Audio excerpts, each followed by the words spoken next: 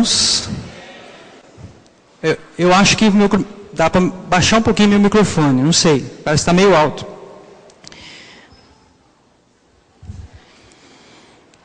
Irmãos, eu queria cumprimentar as pessoas que nos visitam pela primeira, segunda vez, né? A nossa equipe aí de recepção está cada vez mais ágil. Acho que o objetivo deles agora, para o próximo domingo, é antes do pessoal chegar, eles já estarem com as fichas prontas. Amém? Revelação.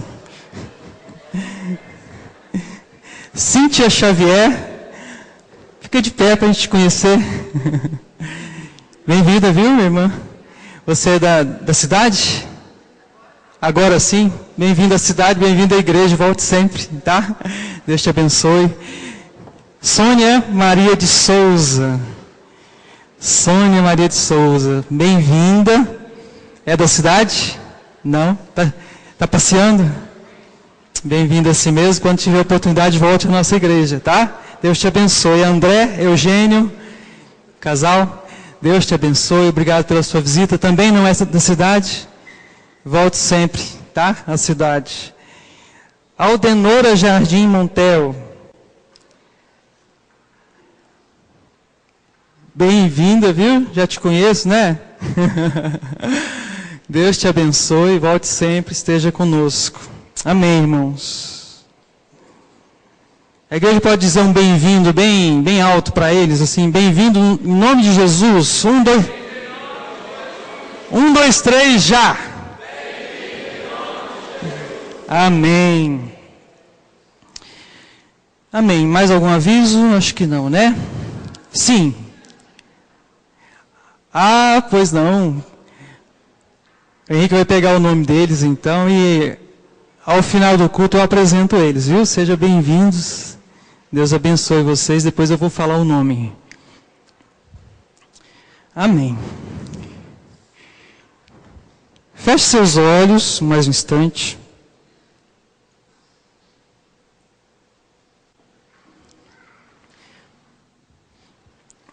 Senhor Deus, nós te pedimos a tua direção. Te pedimos que o Senhor continue nos direcionando, Pai. Sabemos que o Senhor está no nosso meio.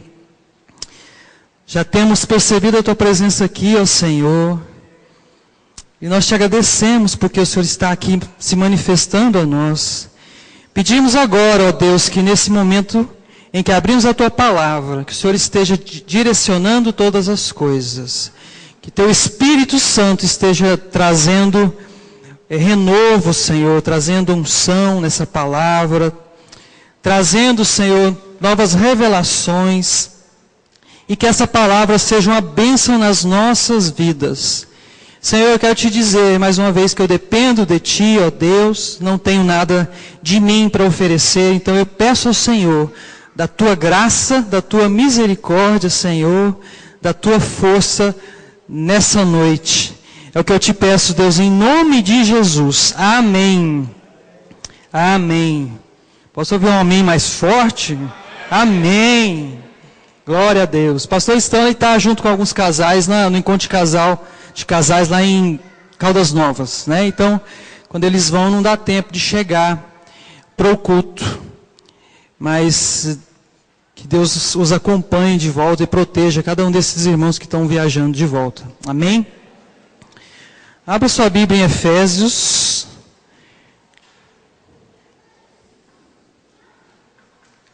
Capítulo 5.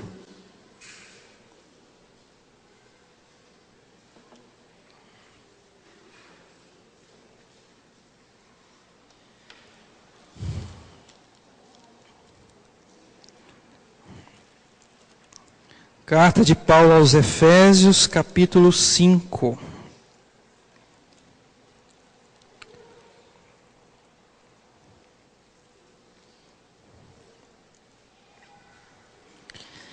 Versículo 15 a 17.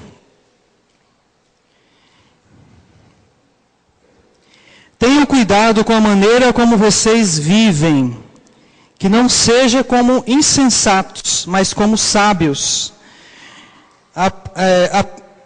aproveitando ao máximo cada oportunidade, porque os dias são maus. Portanto, não sejam insensatos, mas procurem compreender qual é a vontade do Senhor. Repita isso, não sejam insensatos, mas procurem compreender qual é a vontade do Senhor. Glória a Deus. Eu quero falar hoje um pouco sobre a vontade de Deus nas nossas vidas. Sobre viver a vontade de Deus nas nossas vidas.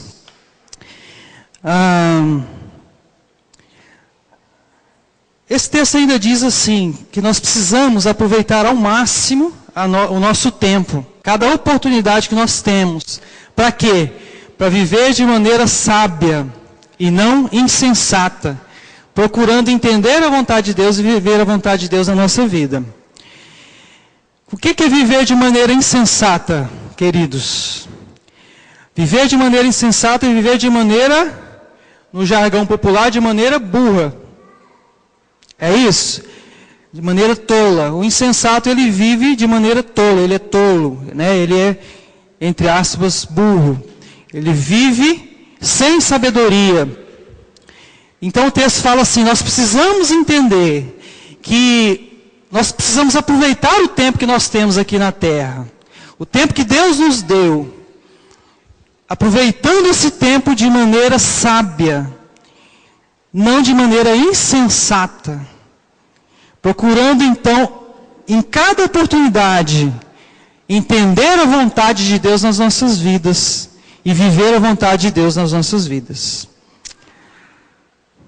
Você já parou para pensar algumas vezes, você hoje parou para pensar assim, será que eu estou na vontade de Deus? Será que eu estou vivendo a vontade de Deus na minha vida?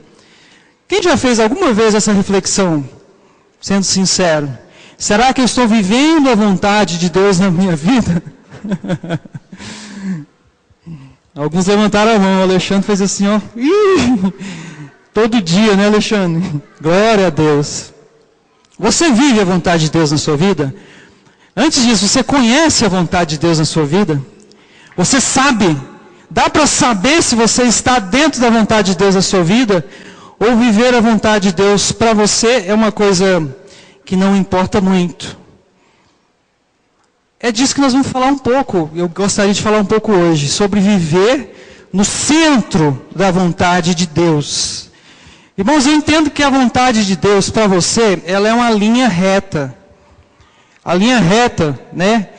Tem algum físico aqui? Não?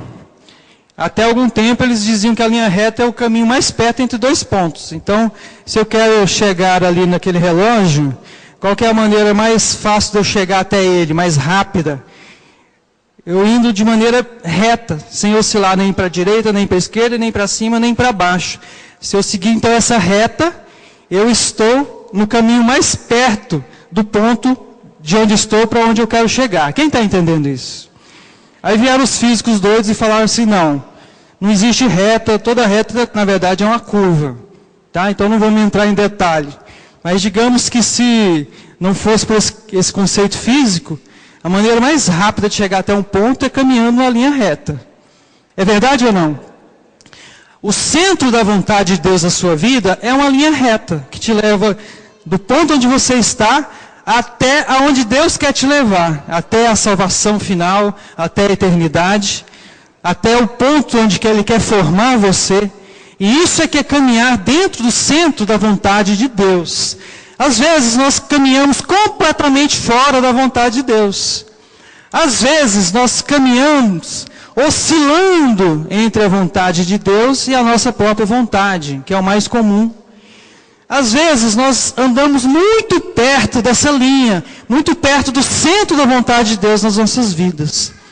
Mas o melhor que há para você, para mim, para todos aqueles que conhecem o Senhor, é andar no centro da vontade de Deus, sem desviar nessa reta nem para a direita nem para a esquerda. Quem está entendendo isso, irmãos? Mas agora eu te pergunto, por quê? Por que viver a vontade de Deus? Se você já conhece a Deus, um dia você levantou sua mão e aceitou Jesus como seu Salvador, aí você disse, agora eu estou salvo. Então, agora eu preciso continuar indo aos cultos, eu preciso continuar orando de vez em quando, ou sempre que der. Mas por que buscar, perseguir a vontade de Deus, o centro da vontade de Deus na sua vida? Por que isso, irmãos? Como o texto diz, quem não está procurando entender a vontade de Deus e andar no centro da vontade de Deus, andar nela, ele pode estar sendo insensato, pode estar, em outras palavras, sendo burro, sendo tolo. E por isso nós precisamos entender qual é a vontade do Senhor. Abre aí Mateus 7, 21. Respondendo um pouco sobre o por que viver a vontade de Deus na nossa vida. Mateus capítulo 7, versículo 21. Eu gosto muito desse texto. Esse texto é muito forte, irmãos. Eu tenho repetido muito ele nas minhas palavras, porque esse texto ele é muito forte. E às vezes nós não damos muita importância a ele. A minha Bíblia diz assim, Mateus 7, versículo 21. Nem todo aquele que me diz Senhor, Senhor, entrará no reino dos céus, mas apenas aquele que faz a vontade de meu Pai, que está nos céus. Então, se um dia eu receber o Senhor, Jesus, entendi que Ele é o único Salvador, aceitei a Ele, e acho que eu posso viver da maneira como eu quiser, só porque eu chamo Jesus de meu Senhor, então esse texto está dizendo que não é bem assim. Vocês concordam comigo? Porque aqui diz que não adianta falar Senhor, Senhor, não adianta chamar Jesus de meu Senhor, não adianta ir na igreja, né, e continuar aparentemente buscando a Deus, mas se na verdade eu não estou buscando a vontade dEle para a minha vida, se eu não estou fazendo a vontade do Senhor na minha vida, porque o texto diz assim, não é aquele que um dia aceitou a Jesus, não é aquele que veio até a igreja, não é aquele que vem sempre à igreja. Aqui mais embaixo desse texto ainda fala mais, alguns expulsaram demônios, outros fizeram milagres, e Jesus fala assim, não conheço vocês não fizeram a vontade de Deus. Então, primeiro ponto, por que conhecer a vontade de Deus para mim? Porque é a vontade de Deus que me leva até a salvação. Quando eu aceitei a Jesus, eu entrei por uma porta de salvação. Mas depois, como o texto mesmo diz, tem uma porta e um caminho, e eu preciso caminhar nesse caminho de salvação. Se eu só entrar na porta e achar que eu estou no caminho, fazendo aquilo que eu quero, fazendo a minha vontade, indo à igreja quando eu quiser, ou sempre, ou todo dia, mas não buscando e não realizando a vontade de Deus na minha vida, então eu não estou caminhando no caminho da salvação. Eu estou apenas enganando a mim mesmo, achando que está tudo bem. Eu preciso entender que a vontade de Deus é o que me leva até a salvação. É claro, irmãos, alguns teólogos, algumas igrejas, algumas doutrinas discordam disso. Mas diante de um texto como esse, por exemplo, eu acho muito difícil explicar. Não é quem chama Senhor, Senhor, não é quem faz milagre, não é quem tem unção, não é quem faz muitas coisas em Deus, quem tem autoridade para expulsar demônios, não é. Não é isso que me leva ao reino dos céus. O que me leva ao reino dos céus é entrar dentro da vontade de Deus. Ou seja, quando eu entro na vontade de Deus, eu estou entrando no próprio caminho que me conduz à salvação. Então repita assim, a vontade de Deus é o caminho que me leva à salvação. Mais uma vez, a vontade de Deus é o caminho que me leva à salvação. Abra agora, então, primeiro, porque ela leva à salvação, por isso que ela é importante. Abra em 1 João, a primeira carta de João à igreja. Antes de Apocalipse vem as cartas de João, então vai de trás para frente, você vai chegar lá mais fácil. 1 João capítulo 2, versículo 17.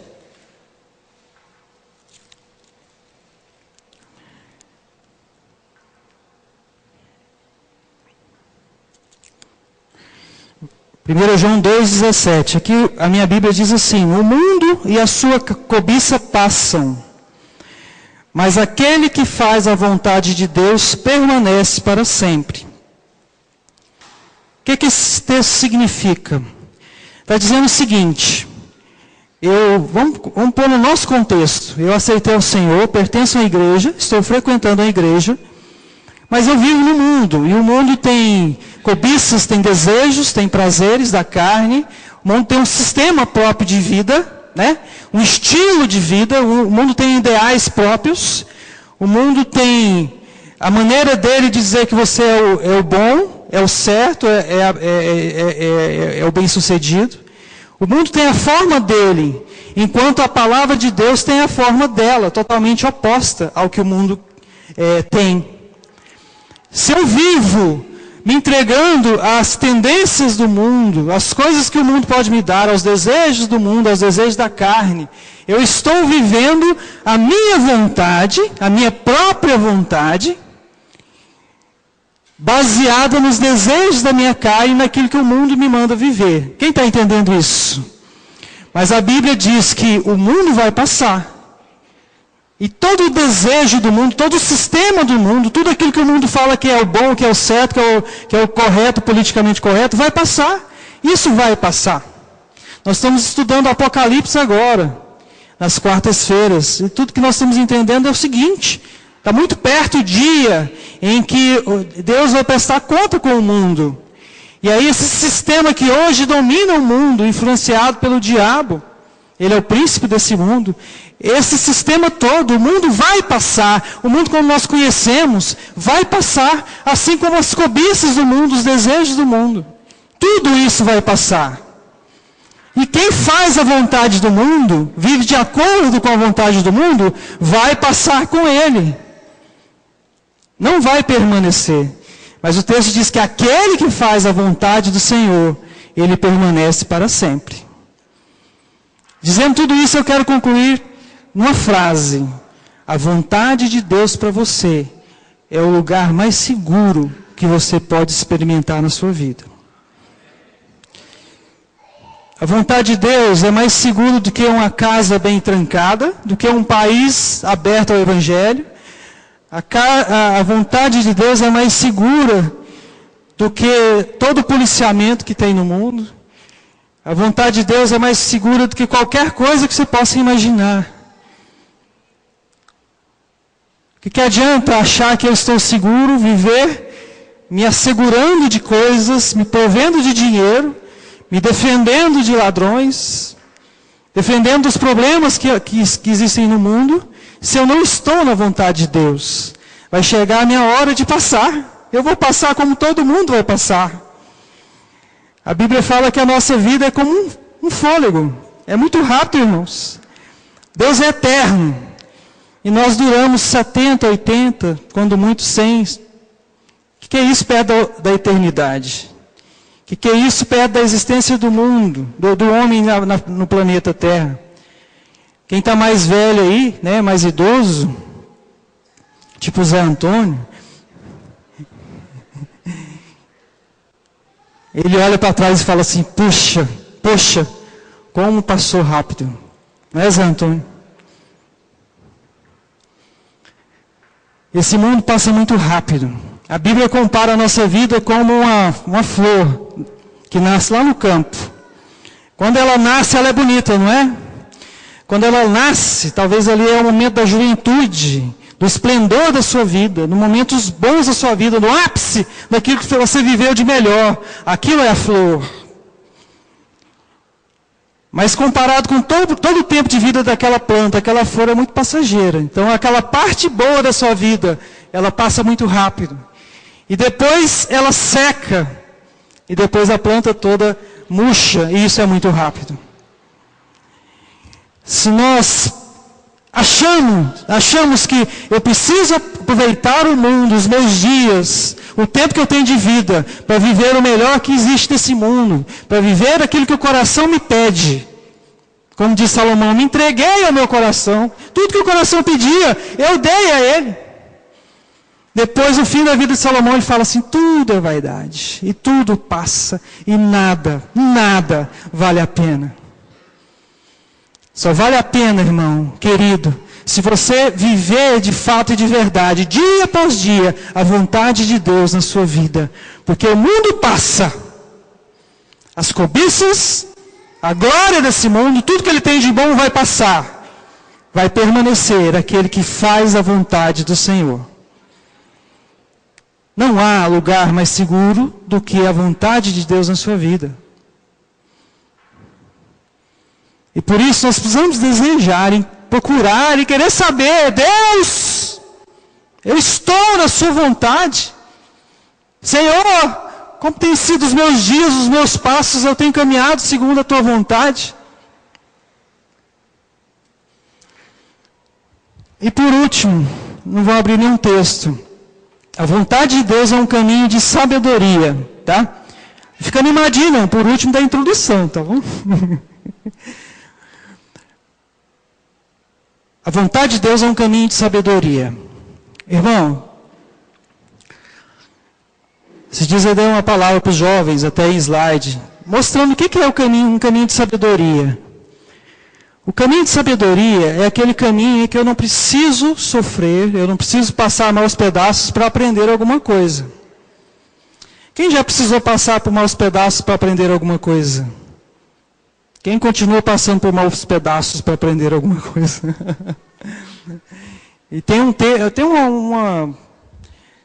não sei saber dizer, um provérbio popular que diz assim, que o tolo, o burro, o insensato, ele não aprende nunca.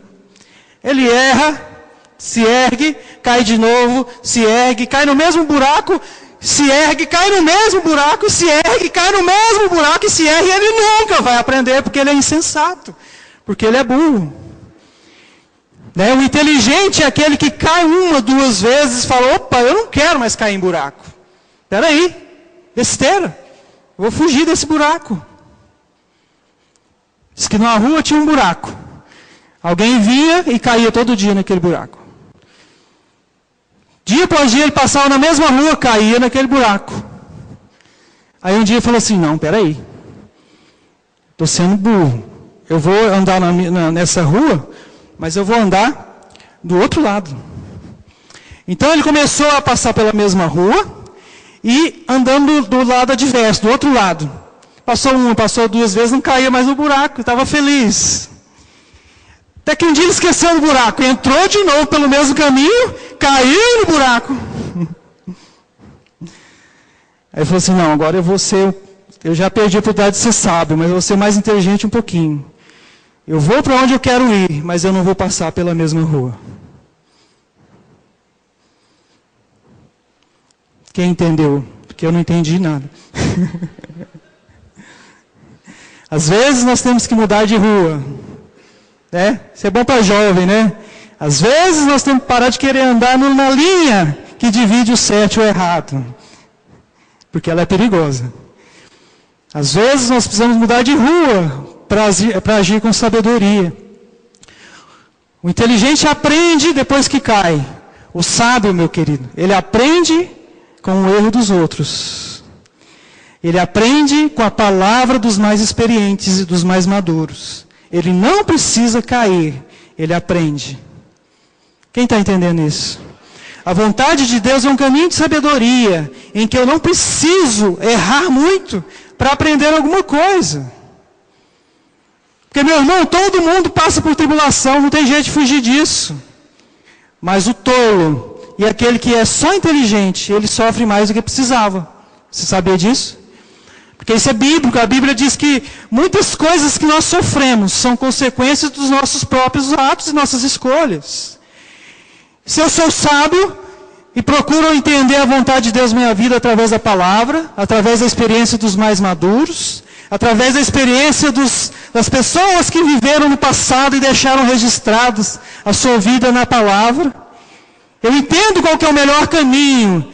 E entro por esse caminho, eu vou sofrer muito menos do que aquele que não entra dentro do centro da vontade de Deus. Então, se não for suficiente eu dizer que o caminho da vontade de Deus leva à salvação, se não for suficiente dizer que o caminho de Deus é segurança para você, Então eu vou te dizer que o caminho de Deus, a vontade de Deus, é um caminho com menos espinhos, com menos sofrimento. Não existe um caminho com menos sofrimento e menos aflições e menos espinhos do que o centro da vontade de Deus. Está entendendo isso? Às vezes você está olhando para mim e fala assim, nossa, puxa, como eu tenho sofrido. Aí eu peço para você refletir. Quantos desses sofrimentos foram provocados por você mesmo?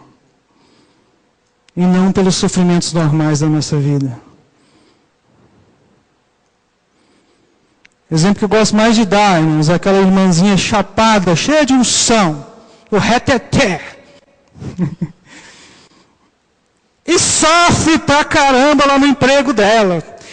E pastor, fulano de tal, eu estou sendo perseguido porque sou crente.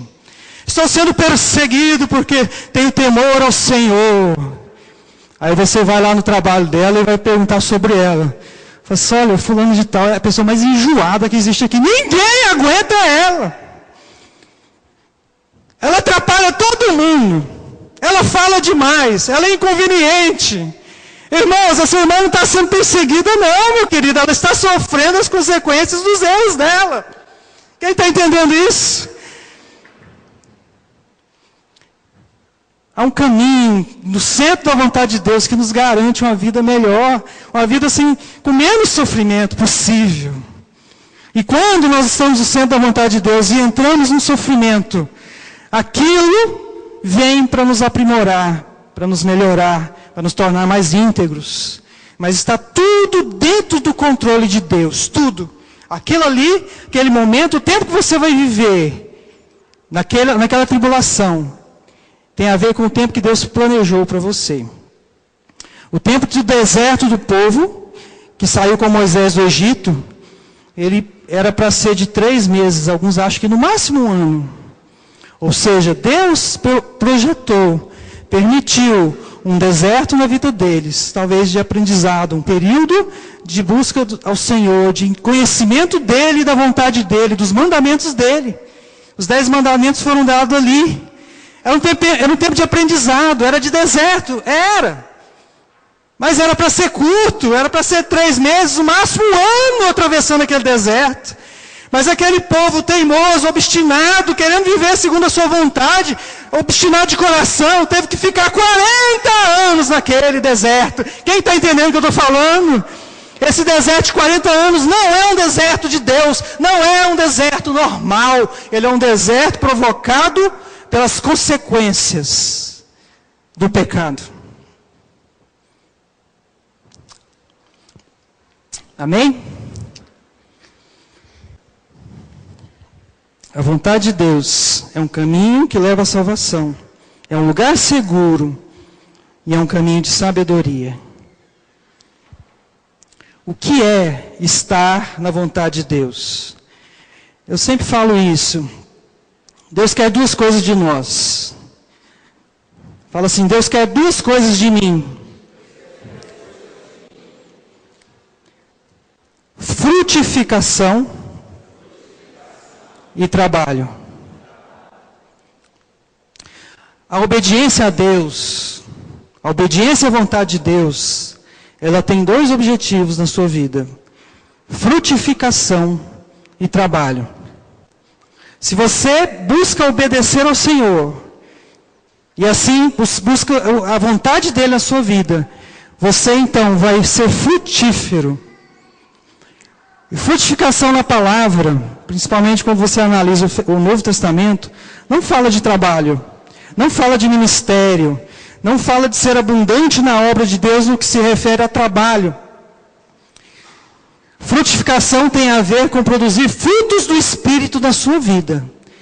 Frutificação tem a ver com restauração de caráter.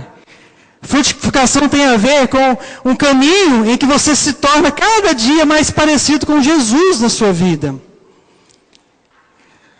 Quando eu começo a obedecer ao Senhor e entrar na vontade dEle, eu começo a ser frutífero.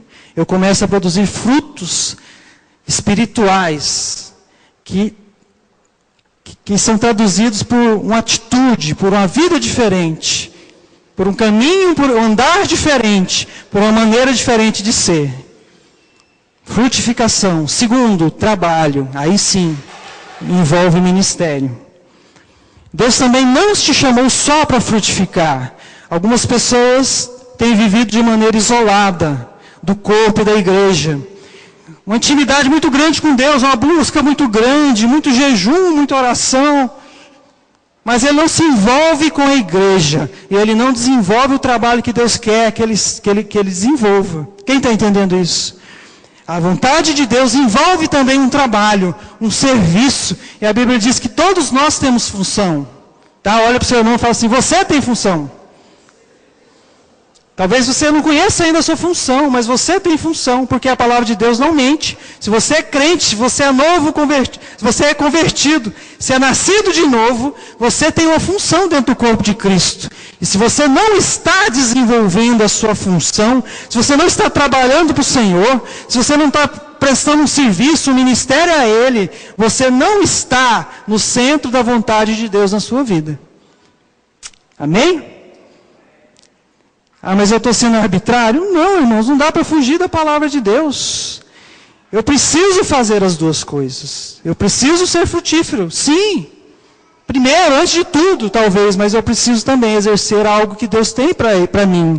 Eu preciso abençoar a igreja, eu preciso abençoar o irmão, eu preciso abençoar as pessoas. Porque Deus não chama ninguém para ser ocioso. Ele chama cada um de nós para trabalhar para Ele. Amém? Quem pode dizer glória a Deus por isso?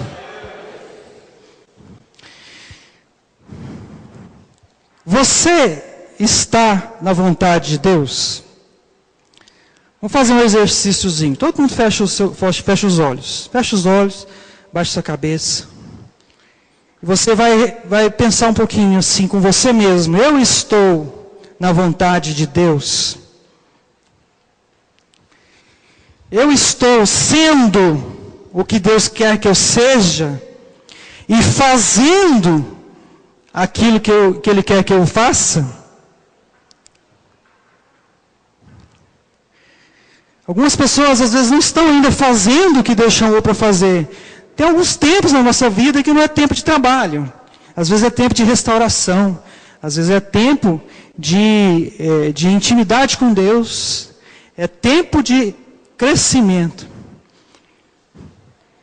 Mas pensa nesses dois aspectos. Eu tenho sido, porque isso todo mundo pode ser. Eu tenho sido a pessoa que Deus quer que eu seja. Eu tenho sido a pessoa que condiz com a vontade dEle na minha vida. Aonde eu passo, onde eu estou, no meu trabalho, na minha casa, junto com a minha esposa, meu esposo, em relação aos meus filhos, em todos os meus relacionamentos, meu trabalho, onde quer que eu ando, eu estou servindo ao Senhor com frutos. Eu estou frutificando e sendo a pessoa que agrada o coração de Deus. Por outro lado, eu estou fazendo algo para o Senhor. Eu estou buscando isso. Eu estou querendo descobrir qual é a minha função. Ou eu já sei a minha função e estou desempenhando.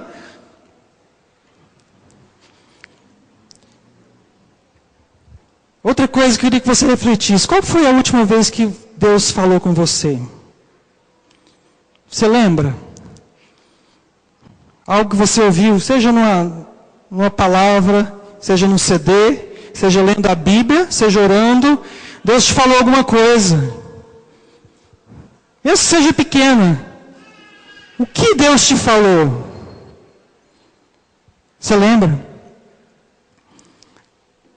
Agora eu quero te perguntar alguma coisa. Você está obedecendo o que Deus mandou você fazer?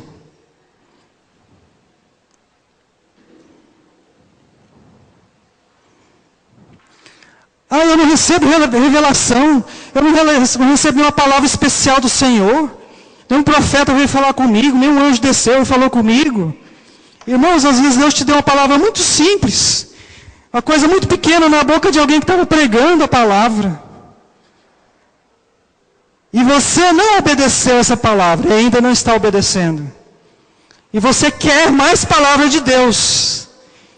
Isso é juízo para você. Porque se Deus te dá uma palavra e você não está obedecendo, você quer mais palavra para não obedecer, isso é juízo na sua vida. Quem está entendendo isso? Pode abrir seus olhos. Faça isso, irmão, todo dia na sua vida. Faça isso frequentemente. Senhor, o que o Senhor me falou? Eu estou obedecendo o que o Senhor me falou? Eu estou cumprindo a sua palavra?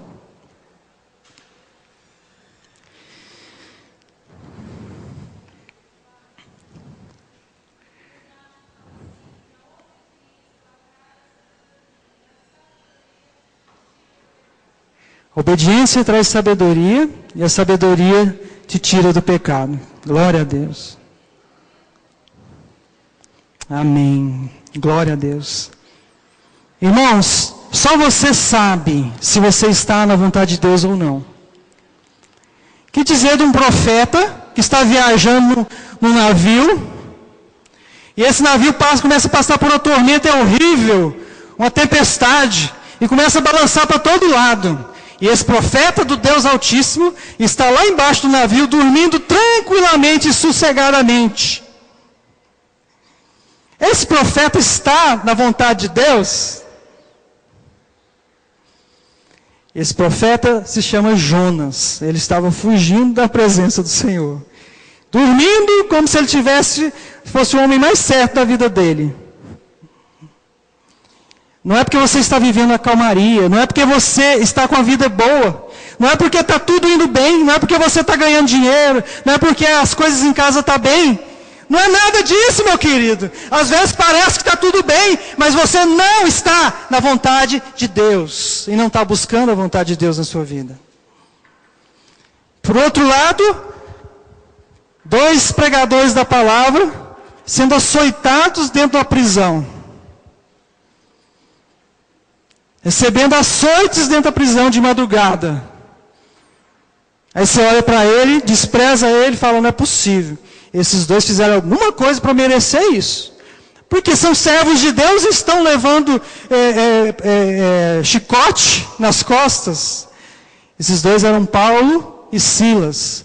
Eles estavam bem dentro do centro da vontade de Deus na vida deles. Não dá para olhar para a sua vida e dizer se você está na vontade de Deus ou não. Às vezes até dá.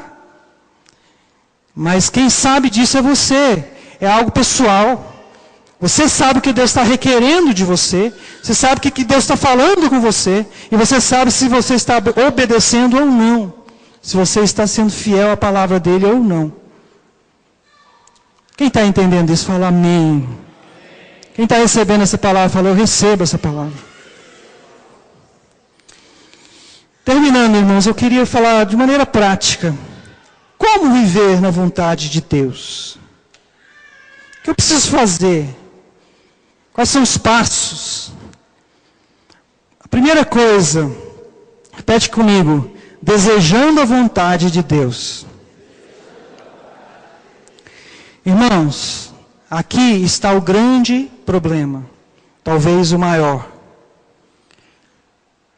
Nós vivemos uma geração em que as igrejas estão cheias, as pessoas estão lotando as igrejas, estão indo a vários cultos, estão participando da igreja, mas são igrejas cheias de pessoas que não desejam a vontade de Deus na vida delas. Se eu não desejo a vontade do Senhor, eu nunca vou viver na vontade do Senhor. Quem concorda comigo? Eu preciso desejar a vontade do Senhor. Eu já te dei motivos para isso. Não, é um caminho que leva à salvação. Fora dele é perigoso. Você pode perder o rumo. É um caminho de segurança, é um caminho de sabedoria. Você precisa desejar e querer a vontade de Deus. Sabe o que Jesus falou? Jesus, enquanto homem, ele era como nós, irmãos. Ele tinha vontades da carne. Sabia disso? Ele tinha vontades que vinham da alma dele. Eu vou te provar isso. Abra lá em João 4, versículo 34. O Evangelho de João, capítulo 4, verso 34.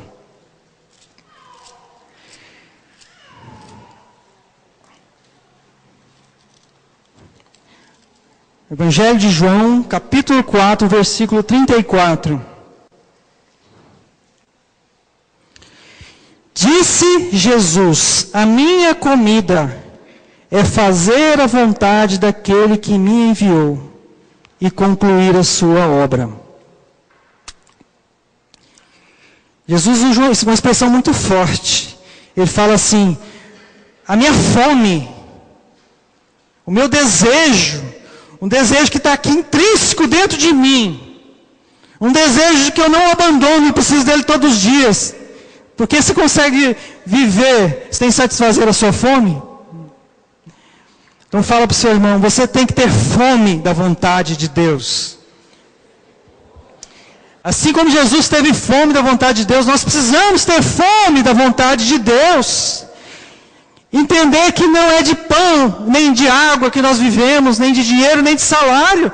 Nós vivemos da vontade de Deus na nossa vida.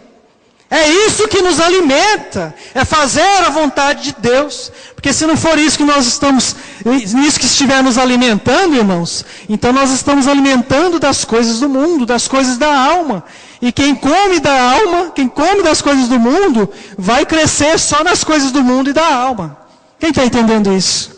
Eu tenho que perseguir, eu tenho que ter vontade de fazer a vontade de Deus na minha vida. Eu tenho que ter temor de Deus. Fala, Deus, não me deixa errar. Senhor, não me deixa sair desse caminho reto. Não me deixa, Senhor, vacilar. Lá em Hebreus, o autor de Hebreus fala assim: fazei caminhos retos. Quando o nosso caminho é meio tortuoso, nós que somos meio mancos, quem é meio manco não consegue andar fazendo curva. Curva para lá, curva para cá, o que vai acontecer? Ele vai cair. Por isso a Bíblia falou que nós precisamos andar em caminho reto.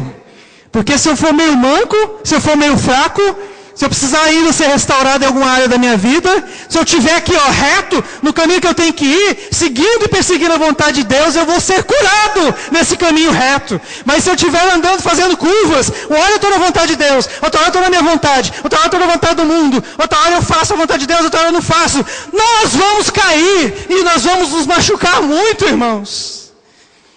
Mas Hebreus diz que aquele que anda por esse caminho reto, além de chegar onde ele tem que chegar, ele ainda vai ser curado nesse caminho, restaurado nesse caminho. Eu preciso querer, desejar a vontade de Deus na minha vida.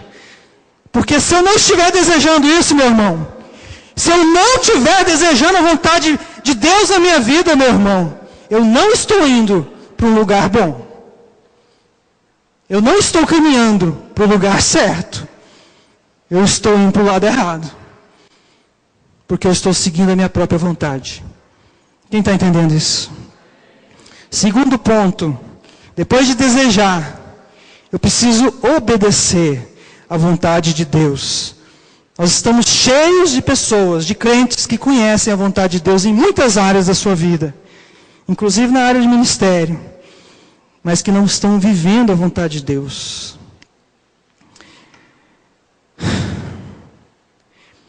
Eu vou deixar esse ponto para lá, para depois. O segundo ponto eu quero falar outra coisa. Se eu desejo a vontade de Deus na minha vida, esse é o primeiro ponto. Aí tem um segundo ponto, irmãos. Eu quero a vontade de Deus na minha vida, mas para que essa vontade seja feita em mim, eu preciso abrir mão da minha própria vontade. Os planos da mente de um homem, de uma pessoa, tem a ver com razão, tem a ver com emoções e tem a ver com vontade. Isso é a psiquiatria que subdividiu assim. A nossa razão, ela pode ser transformada pela palavra de Deus. Quem pode dar glória a Deus por isso? Quando a gente começa a meditar na palavra de Deus, sabe o que acontece?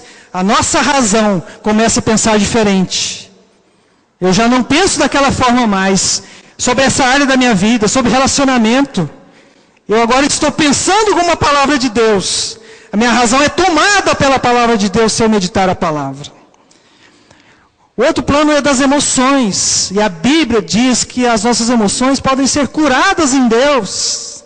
Elas podem ser estabilizadas em Deus. Tem pessoas que são muito emocionais, que vão muito pelo coração, pela razão, pelos sentimentos. Mas o Senhor cura um coração ferido. Ele cura os sentimentos. Amém? Verdade, Fábio? Glória a Deus. Mas a sua vontade, meu irmão, faz assim com o dedinho, ó. Nha, nha, nha, nha, nha. Faz nha, nha, nha, nha, nha. A vontade sua, da sua alma, sua vontade natural, ela não presta para nada. A sua vontade não pode ser transformada. Sabia disso, Ana Paula? Sabia disso, Pablo? Você tem vontade de pecar em alguma área da sua vida? Vai continuar querendo. A vontade do homem não serve para Deus. Se você quer um dia em que você estiver muito cheio de Deus, cheio do Espírito Santo, e você quiser oferecer algo ao Senhor em adoração, algo precioso, não só músicas, não só palavras, fala: Senhor, eu vou te oferecer o algo mais precioso que eu tenho na minha vida. Eu te ofereço a minha vontade. Trem difícil. Tem gente esperando a vontade de pecar sumir. Para de esperar, não vai sumir. Mas como se resolve então? Lá em Gálatas fala, Filipenses fala assim: é o Senhor quem efetua em nós tanto querer quanto realizar. É um texto muito bom, encaixado de maneira errada, segundo eu penso, em algumas doutrinas. Ou seja, eu não preciso fazer nada, eu não dou conta mesmo de fazer nada, é Deus que vai fazer tudo em mim. Então, se Deus quer que eu tenha um ministério, isso vai brotar no meu coração, eu vou ter vontade de fazer isso. Se Deus quer que eu pare de pecar, eu vou ter vontade de parar de pecar. Mas não é bem assim. Fala para o seu irmão, não é bem assim. Na verdade, como se resolve isso, irmãos? É o seguinte: existem duas vontades que ficam lutando entre si. A vontade da sua alma, do seu homem natural, da pessoa natural, e a vontade que está no seu espírito. É uma vontade espiritual, ela é totalmente diferente. Abra sua Bíblia aí em Gálatas, eu vou te mostrar isso. Gálatas capítulo 5. Uma coisa muito louca que diz em Gálatas.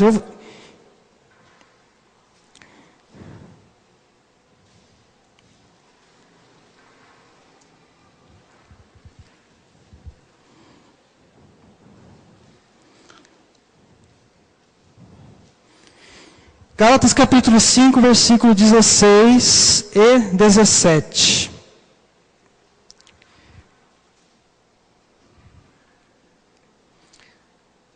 Na NVI diz assim: por isso digo, vivam pelo Espírito, e de modo nenhum satisfarão os desejos da carne.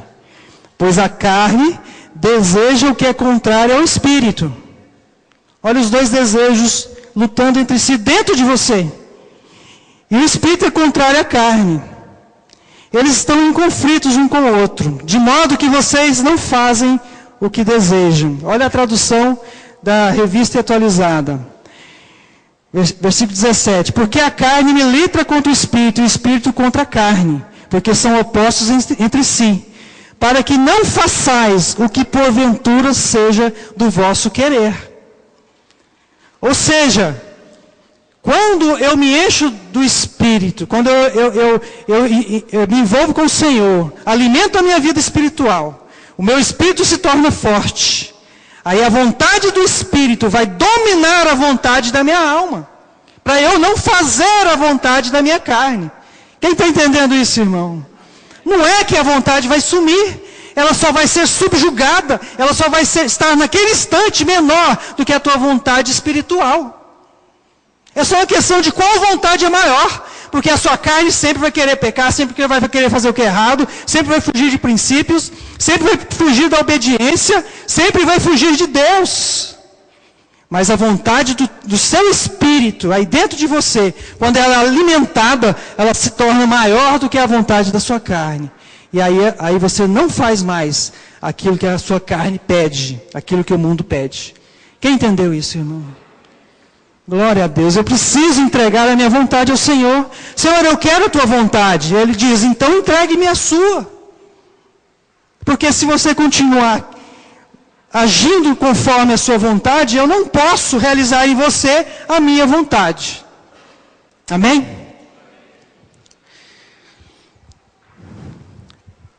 Terceiro ponto. Mateus 22, 29. Jesus disse, vocês estão errando, vocês erram, porque não conhecem as Escrituras e nem o poder de Deus. A maioria de nós não conhece a vontade de Deus, porque não conhece a palavra de Deus. Vou repetir uma coisa que eu falo sempre, irmão. Eu ouvi isso de uma grande pregadora do Senhor, e isso testificou no meu espírito. 90%, para não dizer 95%, da vontade de Deus para a sua vida, está aqui, na palavra de Deus. No que se refere à frutificação, então, quase 100% está ali na palavra de Deus. Nós erramos porque não conhecemos a vontade do Senhor através da palavra de Deus. Quem está entendendo isso? Se eu não sou um leitor, alguém que medita na palavra de Deus, eu nunca vou conhecer a vontade de Deus na minha vida. E ela nunca vai se cumprir em mim. Ah, mas tem a palavra do profeta, tem a palavra que eu ouço no domingo, tem uma palavra que Deus fala ao meu coração direto pelo Espírito Santo. Amém, irmãos. Em relação ao ministério, às vezes Deus fala especificamente com você. Ele não vai te mostrar isso na palavra, por exemplo.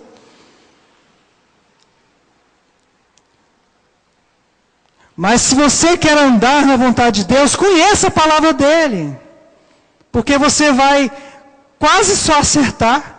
O resto do Espírito Santo vai te falando, vai te mostrando, de um jeito ou de outro ele vai te mostrando. Mas começa com a palavra de Deus. Quem conhece a palavra de Deus, irmãos, conhece a vontade de Deus. Porque está na palavra dele. Qual é a vontade de Deus em relacionamentos? Vai ler Mateus capítulo 5 ao 7. Vai ler o livro de Efésios, vai ler Colossenses. Lá tem a vontade de Deus em relação aos relacionamentos. Dar outra face, perdoar a todos, não ficar devendo a ninguém, andar a segunda milha, amar aos inimigos assim como você ama a si mesmo, orar por eles, orar por aqueles que te perseguem, tratar bem quem te trata mal. Você está errando em relacionamentos? Conheça a palavra e obedeça ao Senhor.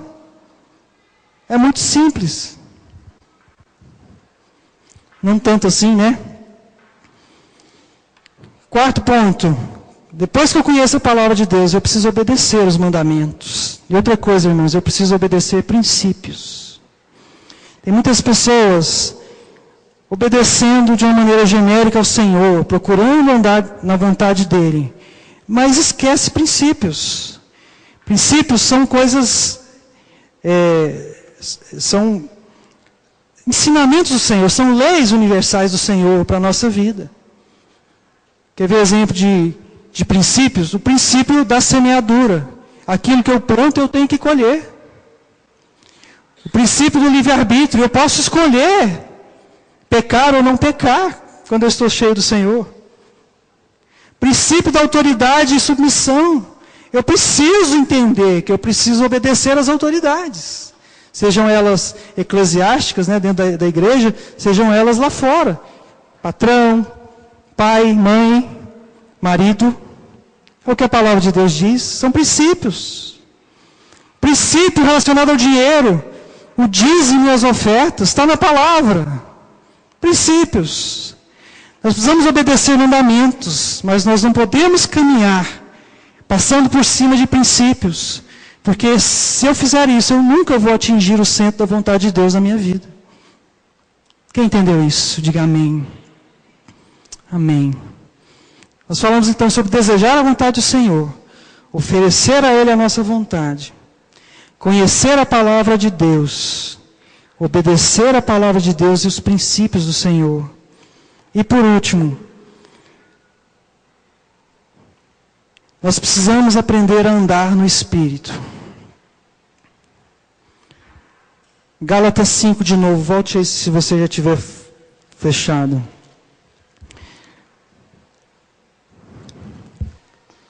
Gálatas 5,16. Digo, porém, andai no Espírito, e jamais satisfareis as concupiscências da carne. A NVI. Por isso digo, vivam pelo Espírito, e de modo nenhum satisfarão os desejos da carne. Quando nós edificamos o nosso espírito, ele se torna forte o suficiente para nós dizermos não à nossa própria vontade. Amém?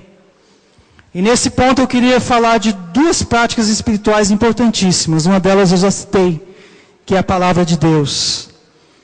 Mas não a palavra só, a meditação na palavra.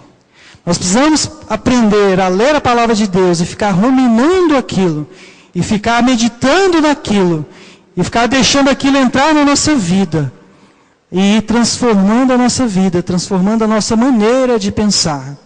Amém? Meditação na palavra. Irmãos, quem não tem uma vida de meditação na palavra, nunca vai entrar no centro da vontade de Deus. Vou repetir isso. Quem não tem uma vida de meditação na palavra, mesmo que ore muito, mesmo que faça outras coisas, a meditação é fundamental, irmão. É fundamento, é alimento. Quem não tem uma vida de meditação da palavra, nunca vai entrar na vontade de Deus. E a segunda prática espiritual que eu queria falar, porque tem tudo a ver com essa palavra, é a oração em línguas. O pastor já tem falado sobre a oração em línguas. Por que oração em línguas? Porque, irmão, quando nós oramos em línguas, lá em 1 Coríntios diz isso, a nossa mente, o nosso coração, a nossa vontade própria, ela não está orando nada. Sabe o que é nada? Nada. Ela está falando ar. Nós não entendemos aquilo que estamos falando. Mas a Bíblia diz que nosso espírito, ele fala mistérios com Deus. O que são esses mistérios, irmãos? Esses mistérios nada são do que a vontade de Deus na sua vida. Coisas que com a sua mente você nunca oraria, o seu espírito ora.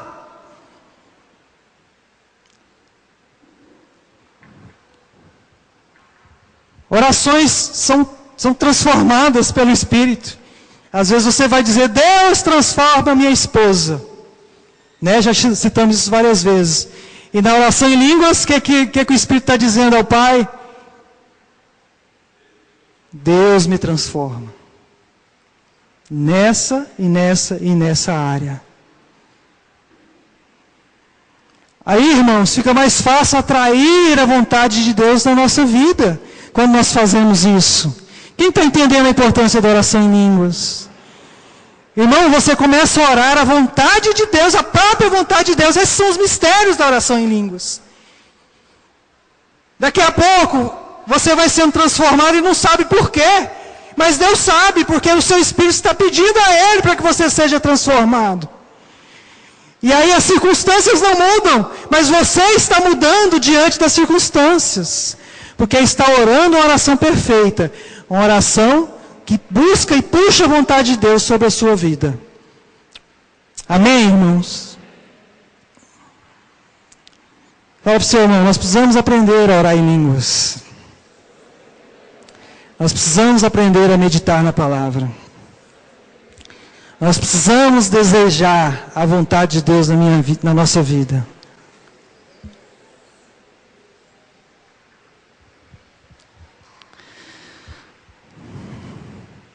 Fique de pé, meu irmão, e continua meditando um pouco sobre isso.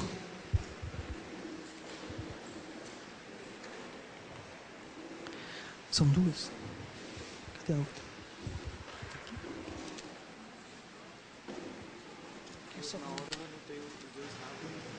Mas cadê o outro? Ah, Bíblia.